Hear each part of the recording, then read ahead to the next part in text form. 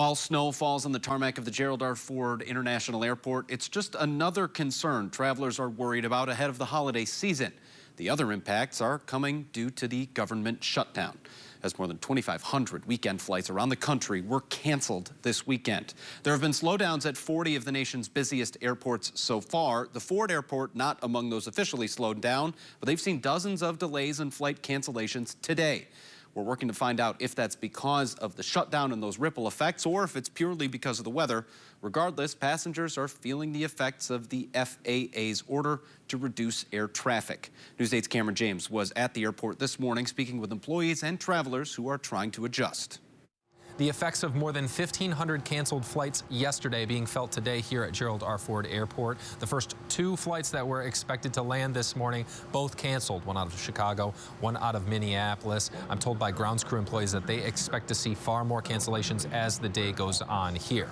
U.S. airlines have already canceled more than 2,500 weekend flights, mostly because of the government shutdown and the FAA's order to reduce air traffic. The slowdown at 40 of our nation's busiest airports now heading into its third day, and while there haven't been any widespread disruptions yet, FlightAware reports that cancellations jumped on Saturday to more than 1,500, following 1,000 on Friday. By Saturday evening, there had already been more than 1,000 flights canceled for Sunday, and while the Ford Airport is not necessarily being asked to cut back flights, delays and cancellations are still expected to happen here, affecting travel.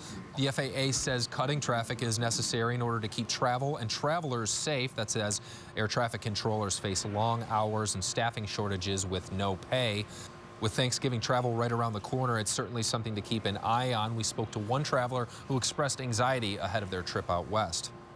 Really anxious about my flight back, but I think I'll be fine right now, but hopefully things will turn around. I definitely have been aware that there's been shutdowns, and I've been nervous about mostly getting back, not so much getting there, because it feels like everything's okay now, but on the way back I've been nervous. Well, for TSA agents and air traffic controllers still logging hours here at the Ford Airport, even though they're not getting paid, there has been a fundraising system of sorts set up at the Starbucks out on the concourse. They're taking donations that will go to those workers, helping alleviate some of the pressures that they're feeling during this government shutdown. We're at the airport. I'm Cameron James, News 8.